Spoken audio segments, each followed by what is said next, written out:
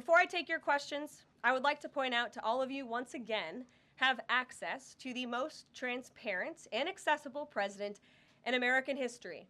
There has never been a president who communicates with the American people and the American press corps as openly and authentically as the 45th and now 47th President of the United States.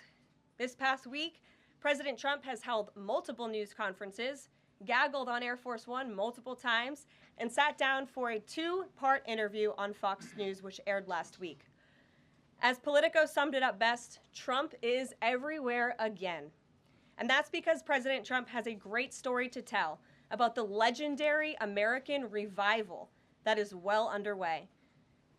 And in keeping with this revolutionary media approach that President Trump deployed during the campaign, the Trump White House will speak to all media outlets and personalities, not just the legacy media who are seated in this room.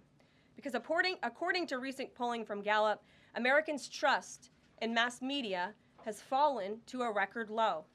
Millions of Americans, especially young people, have turned from traditional television outlets and newspapers to consume their news from podcasts, blogs, social media, and other independent outlets. It's essential to our team that we share President Trump's message everywhere and adapt this White House to the new media landscape in 2025. To do this, I am excited to announce the following changes will be made to this historic James S. Brady briefing room, where Mr. Brady's legacy will endure. This White House believes strongly in the First Amendment, so it's why our team will work diligently to restore the press passes of the 440 journalists whose passes were wrongly revoked by the previous administration. We're also opening up this briefing room to new media voices who produce news-related content and whose outlet is not already represented by one of the seats in this room.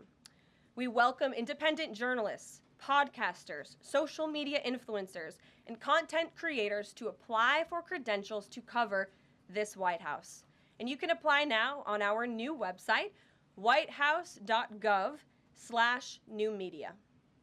Starting today, this seat in the front of the room, which is usually occupied by the press secretary's staff, will be called the new media seat. My team will review the applications and give credentials to new media applicants who meet our criteria and pass United States Secret Service requirements to enter the White House complex. So in light of these announcements, our first questions for today's briefing will go to these new media members whose outlets, despite being some of the most viewed news websites in the country, have not been given seats in this room.